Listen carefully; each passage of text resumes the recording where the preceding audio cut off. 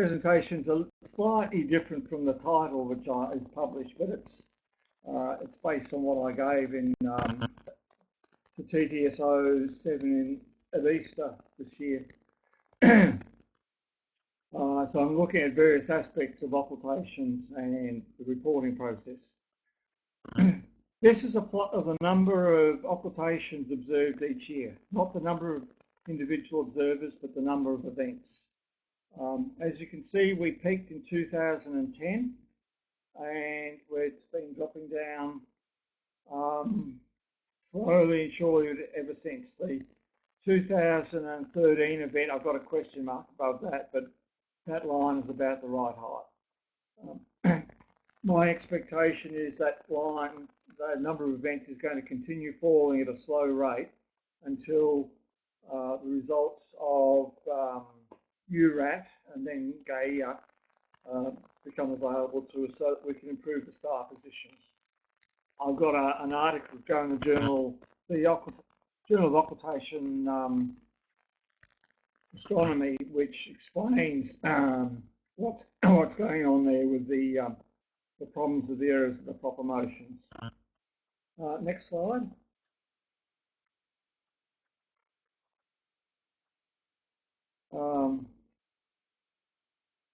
This shows a number of successful events by regions.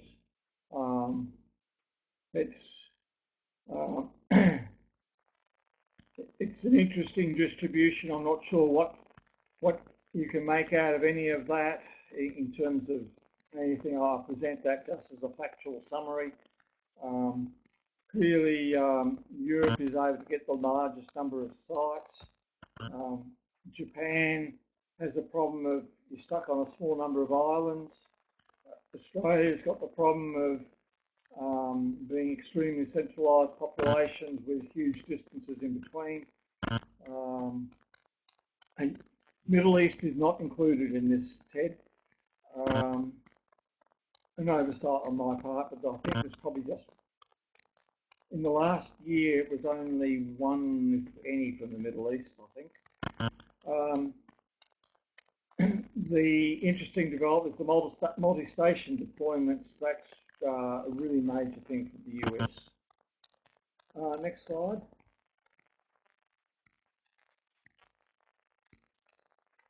Discoveries that we're getting from asteroidal occultations is moons, new double stars, and the rings around Chariklo. Next slide.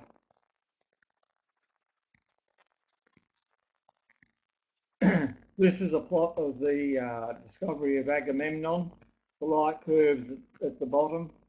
You can see the disappearance event at the right-hand end of the light curve marked in red. It's a very nice U-shaped short drop fitted in with a small satellite, and that's been published in a paper. Next slide.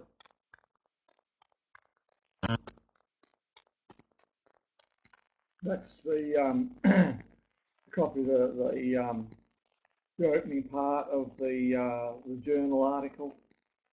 So, for those that haven't seen that, next slide. This is a tantalising event. I'm not sure how well people are aware of this. It was only August last year.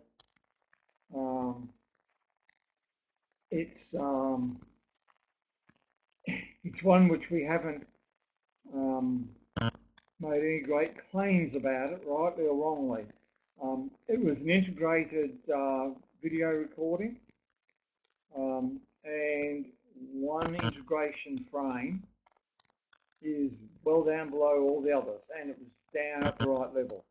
The light curve at the bottom shows what happened there.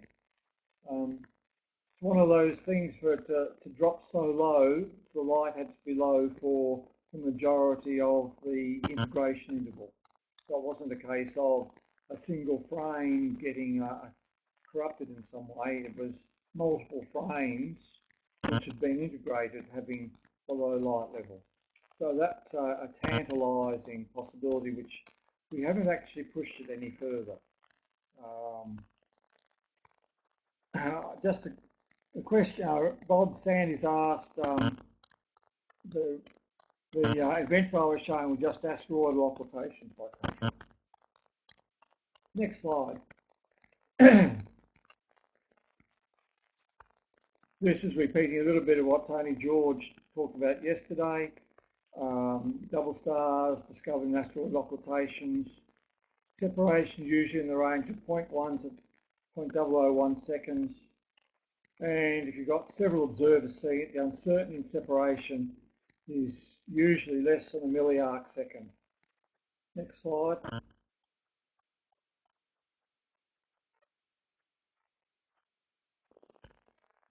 This is a bit small text on that slide, but that just gives a list of the discoveries since in 2012 and 2013.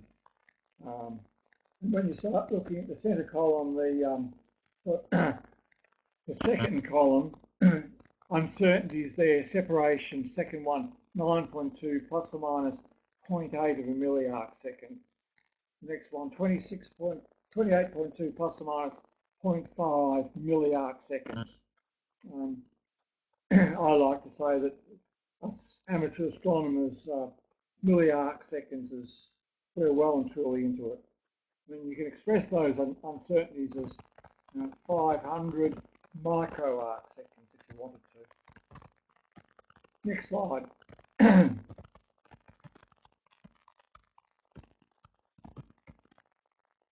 This was an interesting double star observed by Chris Chad at Gunnedah in Australia. It's rural Australia, northern New South Wales. He was observing and got the occultation at the left, and then for some reason he couldn't. There was some reason why he delayed turning the camera off, because it was almost a minute later he got the second event, totally unexpected, 66 seconds. In normal circumstances, he reckons he would have turned the camera off and said, geez, got the occultation, that's all there is. Finished up a very wide double star, 380 milliarc seconds. Big number. Of course, if you're talking the normal visual double star, that's only 0.38 of an arc second, which is below resolution in amateur telescopes. Next slide.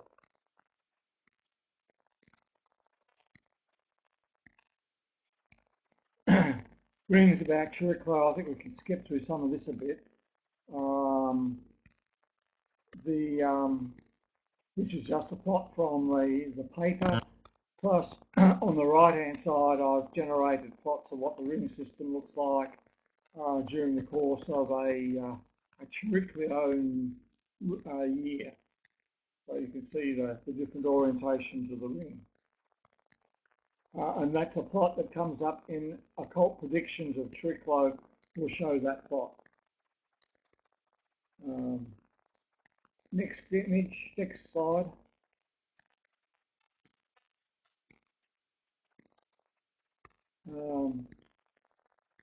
Light curve inversion. This is done with other amateurs measuring light curves, and you can measure the shape of the, build up a model of the shape of the asteroid by measuring the light curve of the rotational light curve at various points around the orbit. Next slide.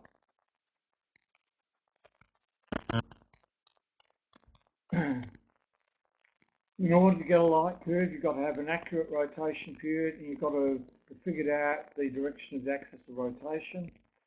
Typically, there's ambiguity in the direction of the axis of rotation, so most asteroids finish up having two different models because they're not sure where the axis of rotation is pointing.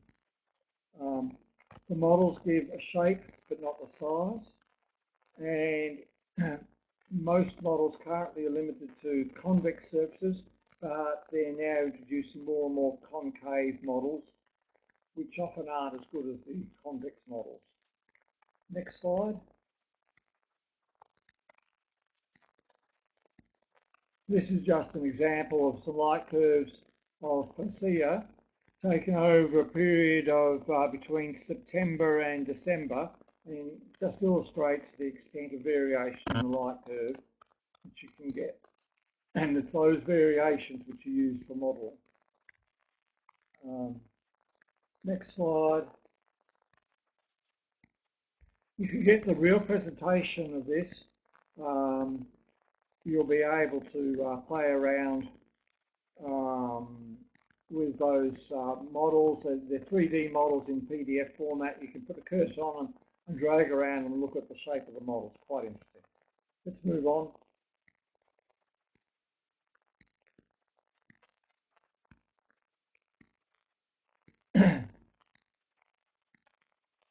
Here is a case of occultation by Metis in March 7th this year.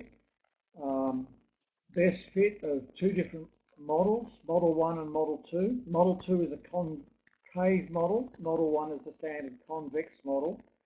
Model 1 is a better fit than Model 2. So this gives us one of the uses of the occultation stuff is it helps refine their modelling. Next slide. This is the Hertha event of back in 2008. Here you can see the occultation results aren't a perfect fit to the shape of the asteroid. They've got more work to do on that asteroid. But the emphasis I want to make on this one, the scale at the bottom is 100 kilometre scale. The light curve models, there is no dimensional scale. It's just a shape model. With our occultation stuff, we can put a size on the model with a precision of about a kilometre. The other thing to reflect on this, when you look at this one here, and reporting astrometry of these asteroids, there's a real issue about whether the traditional astrometry based on visible light from that asteroid would give you a photo center, which would basically be a central figure position. But with the precision we're getting with the shape of these asteroids and fitting it with the models, we're now in a position to say that the center of mass is a different location to the center of their apparent figure. So potentially, the accuracy of the astrometry reporting, we're in a position of having to distinguish between center of figure and center of mass of asteroids, which is a pretty neat thing in my view. Next slide.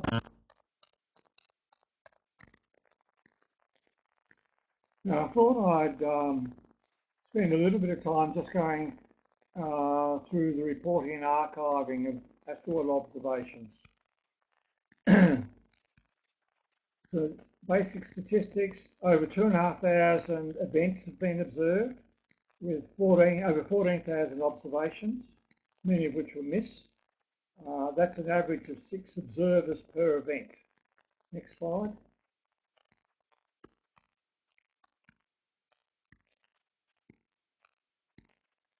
For data collection, the world's divided into 4 main observing regions, alphabetically: Australasia, Europe, Japan and North America. There are sub-regions of Middle East and South America. South America tends to go to North America. Middle East reports through Australia. Next.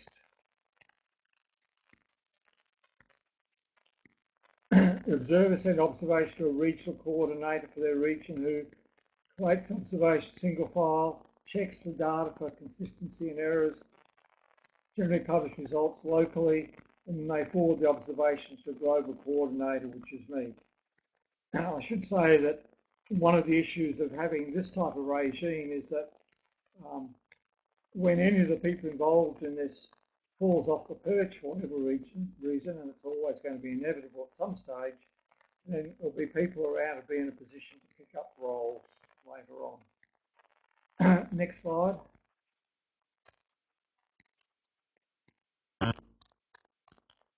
global coordinator, which is currently me, keeps an eye out for problem observations. Doesn't happen often, but happens a bit more often than I'd like. I add the observational consolidated file, make the updated file available to all users of Occult. One of the reasons for that is it provides a global backup. Everyone that updates the file with Occult, you've got the latest version. We're not relying upon the data being in a single location.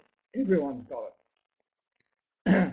Periodically, I generate a report of astrometry derived from the Occultations Minor Planet Center, with all associated observers being named and including in the SAO NASA astronomical data system. Next slide.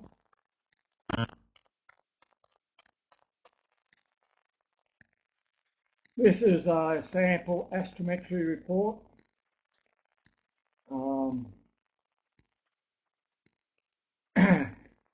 I might have a bit of a break before my draw.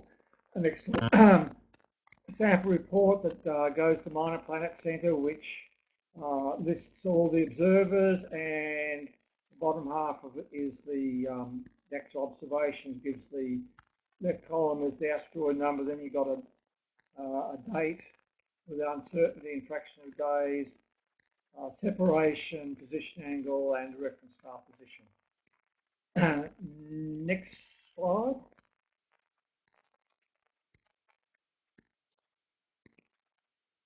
The actual astrometry, when it gets included in the Minor Planet Circular Supplement, we're observatory number IOU Observatory 244, and here are two observations reported in the list. The precision of the observations that is included in this list are limited to 0.01 seconds of arc, because that's all their publication will normally handle. Behind the scenes in the Minor Planet Center computers, the positions are held to higher precision. Next slide.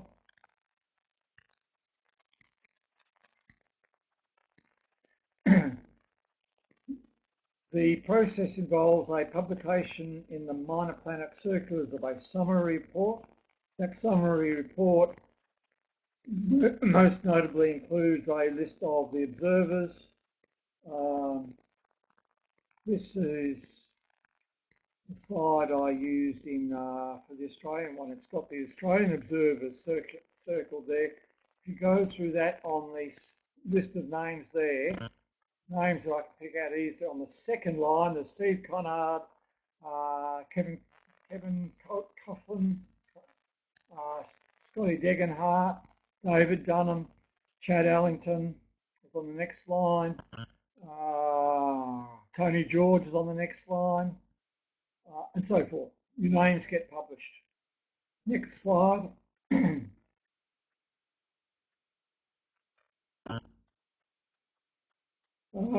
Again, astronomical data system, bibliographic entries, and here that's just the Australian observers. Again, you can see in the,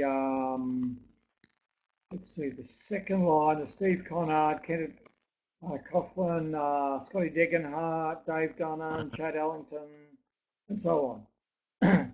Your names are included forever in the astronomical databases of astronomical stuff.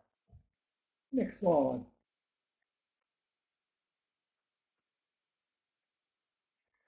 Besides sending the data to Minor Planet Center, it's also archived at NASA's Planetary Data System. It gets archived each March. Data has to be reformatted to meet their formatting requirements, and in Occult there's routines there to do that. It's a special format.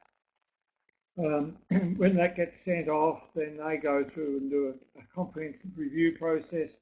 This year is the first year I've got it through without having to make some change. And that's after about 7 years. Next slide. That's the relevant page on the Planetary Data System, and you can see there, if you go in there, you can see all the various versions are there, and you can look at the data. forevermore. It's all archived there. And next slide. That's it. Questions?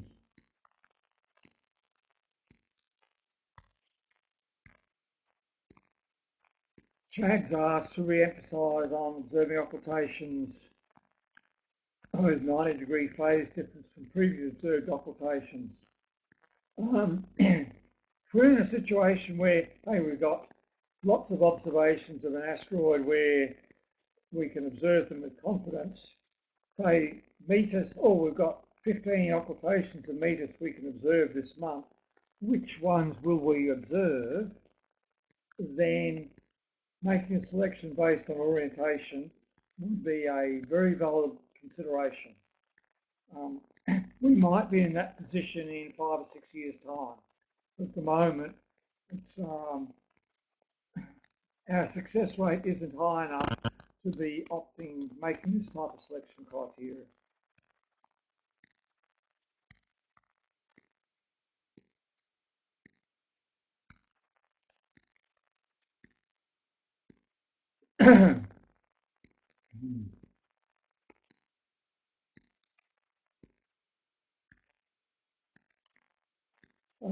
Priority list.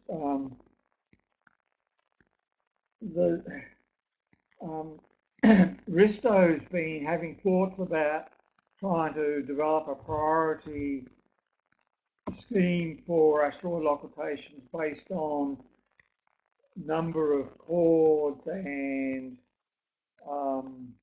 existence of shape models, main belt versus TNOs. There is room for something in that space, some sort of priority list, but at the moment, to me, it's really a case of our prediction priority, our prediction accuracy is not yet sufficiently good for us to be able to make that type of picking and choosing.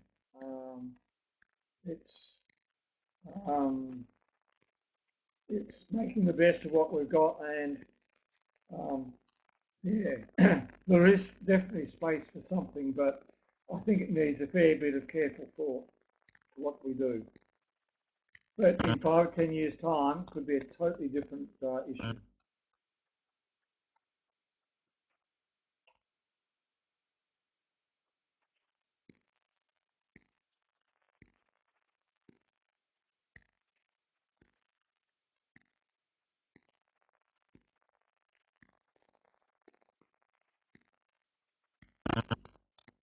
Yeah, I'll go get a drink. I'll leave my talk on, and I'll be back in 1 or 2 minutes and load up the next PowerPoint.